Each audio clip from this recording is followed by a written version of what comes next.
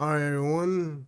Welcome to Between the Chalk Lines, where it's all baseball talk all the time. It's your host, Randy Nunez. Every Saturday morning, 9 a.m. Pacific, noon Eastern.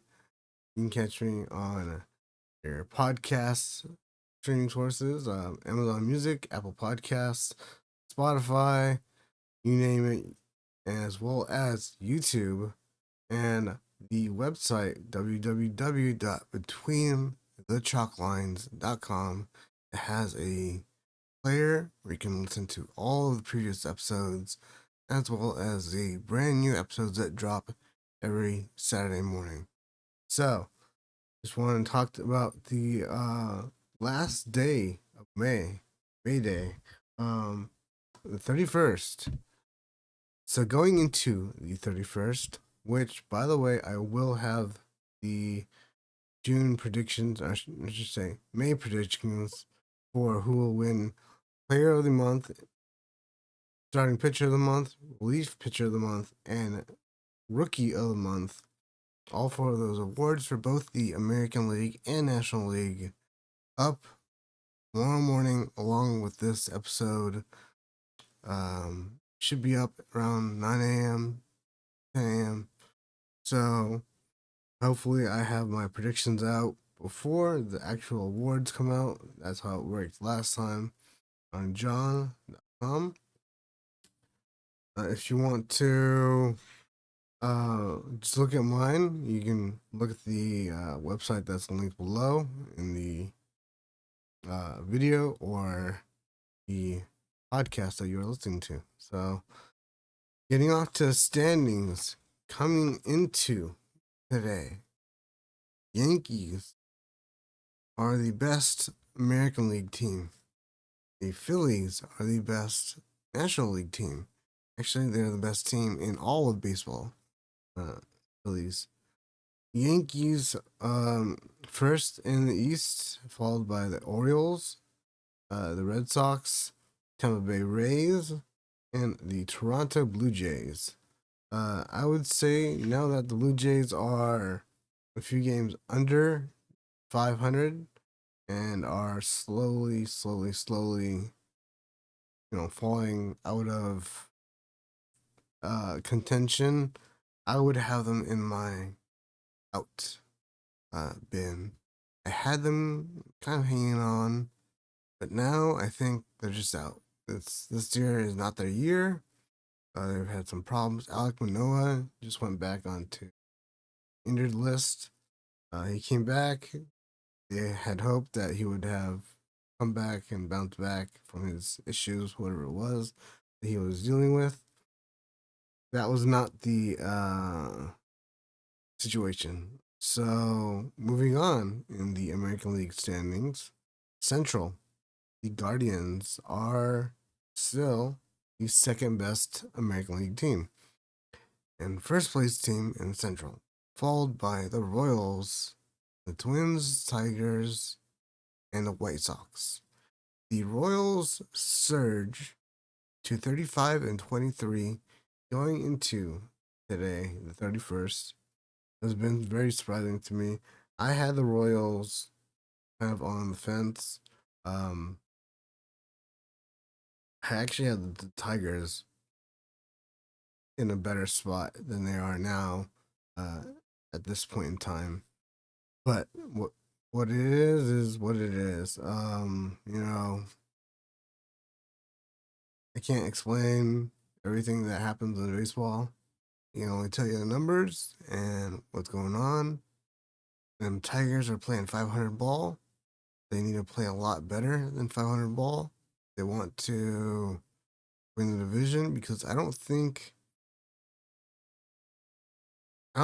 anyone in the West is going to be making the wild card. I did originally, but the way the records look now at the end of May, it just doesn't look like that's going to happen. Central might have a wild card contender, and East might have a wild card contender. Um, Probably the Orioles. I actually had the Orioles winning East, but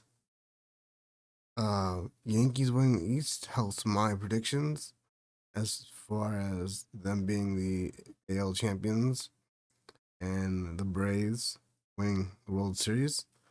So, going on to the West in the American League, the Mariners are the only 30 plus win team in the West. That will tell you a lot. They're 31-27 overall going into the 31st. Rangers are 27-29. They're below 500. Every team after the Mariners are under 500 right now. Astros 25-32. The A's, they're 23-35. The Angels dead last at 21-35. Obviously not all the teams will play the same amount of games, so there's that you have to consider, but I mean, it's very telling that the West is probably the weakest division in American League. Central has three 30 plus win teams: Guardians, Royals, and Twins. Tigers are at 28-28, like I said. But yeah, the West is looking like the Central did last year, where it was just the Twins and that was it, and the Twins kind of just squeaked by. The Mariners are going to just squeak by if they do squeak by. And if it's not the Mariners, it's going to be the Rangers because they just had some moves made, which I'll talk about in notes and wrap up for this week.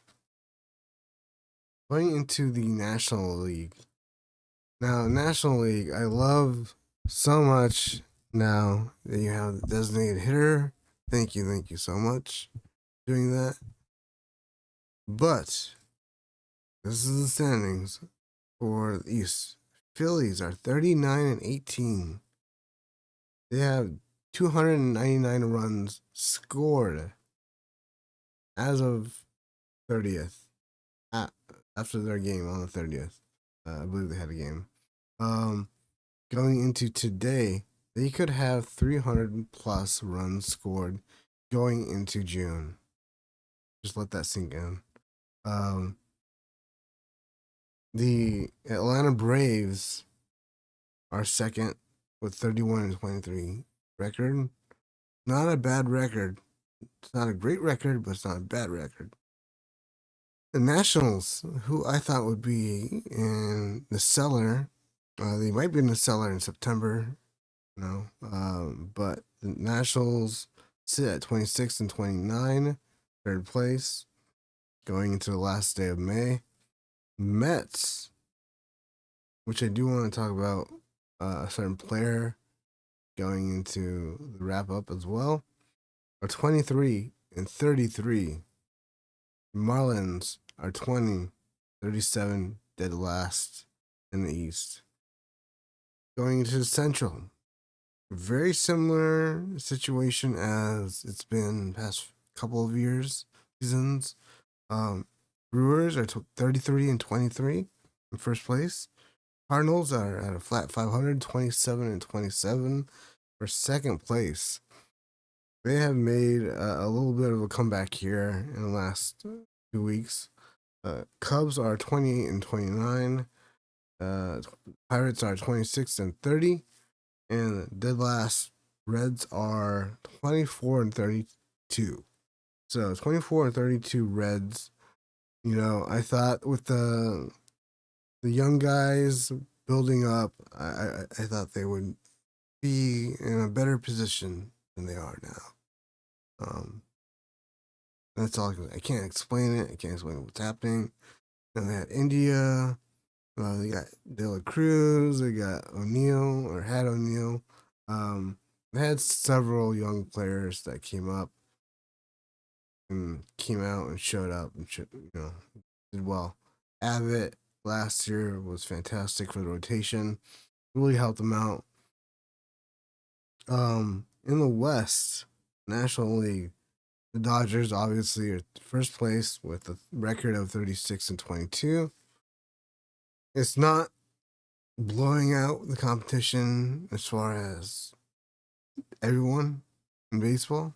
Um, Giants are just behind them, but with 29-26 record going into 29-28 record going into the last day of May. Um, Padres actually have 30 wins and 29 losses. Diamondbacks are 25-31, and the Rockies are 20-35.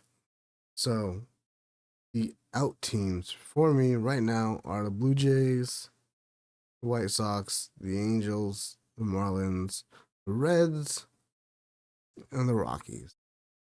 Those 6 teams you can cross off as far as if they're going to make the playoffs or not. So I know a few of these names I did say already before, like the White Sox, the Angels, Marlins, and the Rockies. I probably didn't have the Reds and the Blue Jays crossed off quite yet. I said the Blue Jays were hanging on. I actually said that the Cardinals were hanging on, but now I look at them, they're in second place, but it's not a close second place. So whether they make it or not is still to be determined, obviously.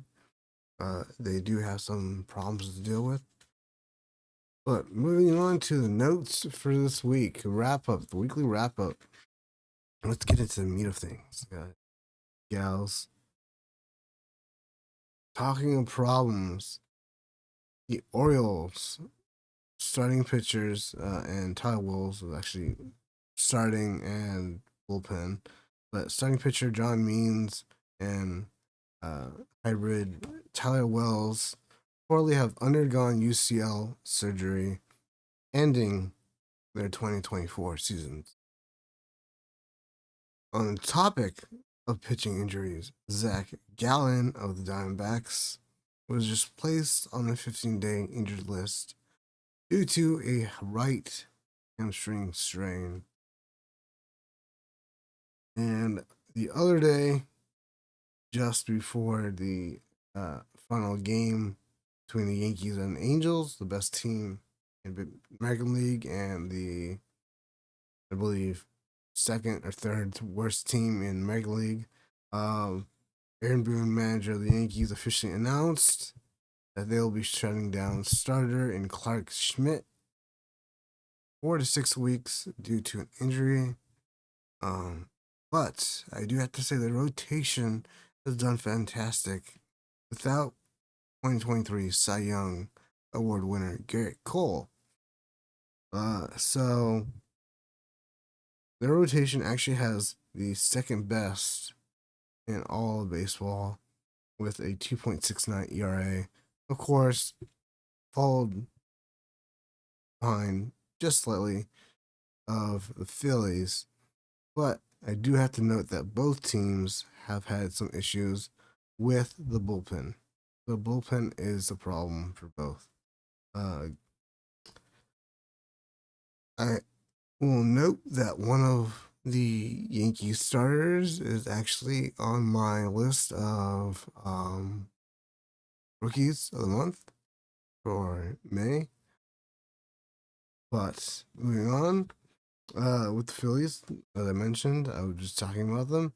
Their rotation may be elite, but their bullpen is meddling with an ERA which is good for 16th overall in majors, just in the middle of the pack. So they made a couple of small moves this week, acquiring Jonah Dipoto, who is a right-handed pitcher. And yes, Dipoto, you heard that right. He is the son of former pitcher and current general manager of the Seattle Mariners. They got him from the Royals in a small cash trade, and then sent some more cash to the Blue Jays, who are falling out of contention, for a reliever, former Major League reliever, Ryan Burr. So Burr and Jonah Dipoto, possible, you know, arms that might be called up at some point in this year. We'll see if there's injuries. A lot of teams don't like to mess with their bullpen, and I understand why. They'll obviously have to be adding and subtracting from their 40-man roster and then their 26-man roster. It's just a real pain in the butt to do that. Um, Again, with more pitchers, the Rays, who are still slightly in the race, but almost out of it, have selected right-handed pitcher um, Justin Sterner's contract from AAA. So they optioned left-handed pitcher Tyler Alexander down to AAA, make room on the roster, the active roster, and then just brought up Justin Stern. But because they had only 39 men on the 40-man roster, they didn't need to make another move in terms of DFAing anybody. So all of that was pretty easy to do in the sense of front office. So Justin Sterner will make his debut when they choose that he's needed in the game to relieve. He is a relief pitcher. And Tyler Alexander will go back down to AAA and wait until it's his turn. And speaking of the Rays, a lot of people have been asking or wondering or talking about Wander Franco. What's going on with Wander Franco? Well, the deal there is they've extended. Major League Baseball has extended his administrative leave until the 14th of July, which basically extends it through the All-Star break because that is the day before the All-Star break starts. And Major League Baseball is notorious to be known to not do their own they're investigating, but not their own punishment, I should say, until the authorities have come out with something. So until the Dominican Republic authorities say he is guilty, he is innocent, he is this or that, then Major League Baseball will not say anything until that is said. The Braves, although hanging on to second place in the division, like I said earlier, have taken some heavy blows this week with losing Ronald Acuna Jr. for the entire year due to a torn ACL. They also placed A.G. Mentor, closer slash relief pitcher, on the 15-day injured list due to hip inflammation. And then I think in correspondence with losing Acuna Jr., they signed Ramon Laureano, who I watched play the other day in AAA. That's where he went straight after he signed a minor league deal. He actually hit against David Fletcher. For David Fletcher on his first professional start. I won't go through David Fletcher's start too heavily tonight, but it's very interesting to see a position player go, from mop up role here or there. He had 3 or 4 innings as a relief pitcher, and then all of a sudden, hey, here you go, have a start, take the day, and they actually won. He didn't get the win, but team won. So who knows?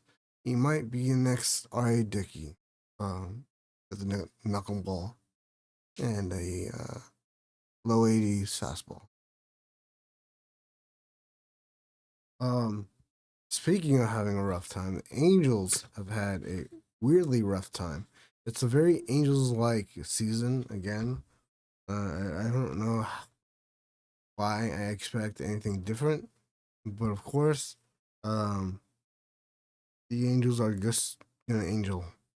That's how they're gonna do it. We transferred relief pitcher Jose Cisnero to the 60-day injured list, retroactive to when they put him on the 15-day list.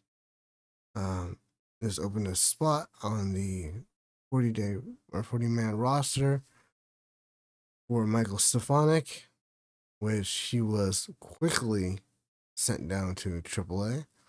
I believe the Angels will continue to use Kyron Paris in infield until they just can't take him anymore, and I'll just call back up Michael Stefanik and play him at second base. But for now, Stefanik getting over his own injury, going to play some games at AAA. Underdog story, Miguel Sano has taken a turn that is very odd. We've heard of stories with people cutting themselves while using a butter knife, burning themselves, running around the house. I mean, major leaguers, not just normal people like you and me every day. Yeah, I'm sure that you cut yourself with a butter knife, or maybe slip and fell on some water or ice or snow.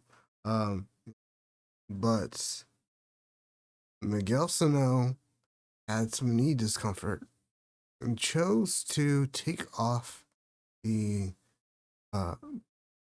not the bandaging, but the protective coating that he had wrapped around his knee so he could get some more heat that he was using a heating pad onto his knee.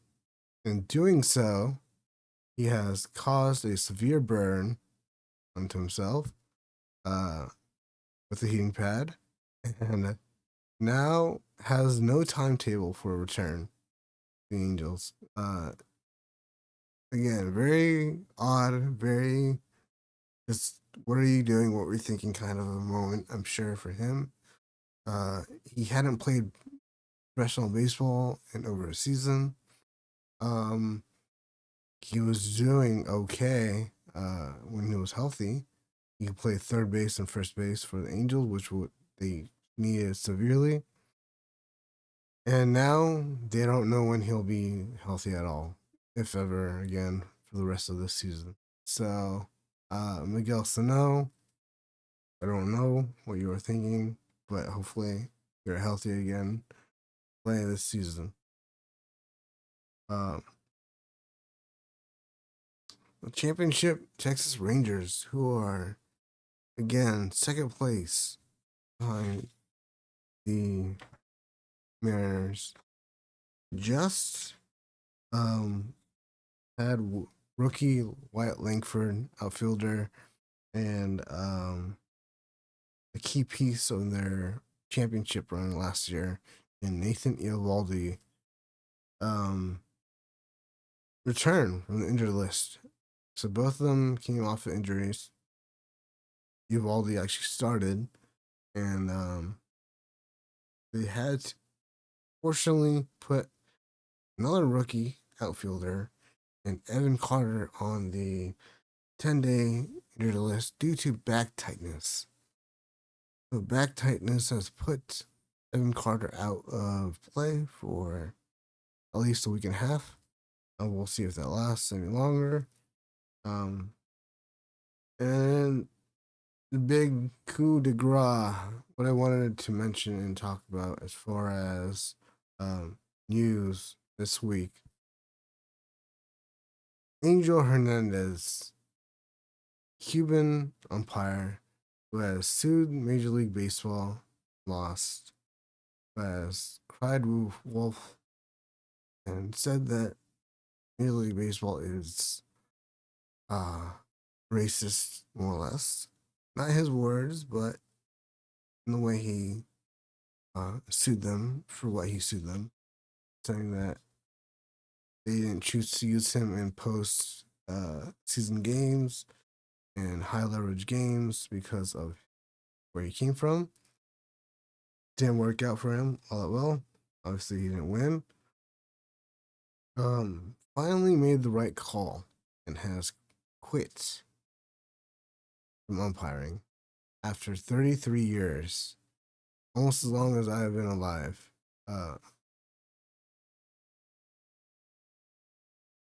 Apparently, he and Major League Baseball have come to a settlement where he will be paid out and walk away from Major League Baseball, probably with the worst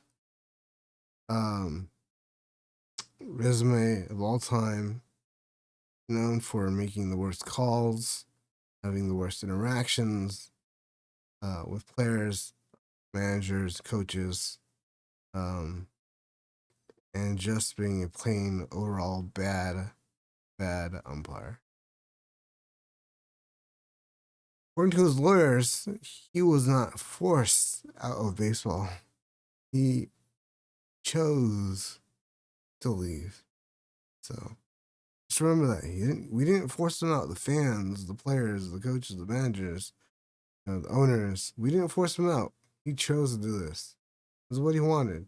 So that's it for tonight. Thank you. Man Unions always will talk all the time, every Saturday. See you next week.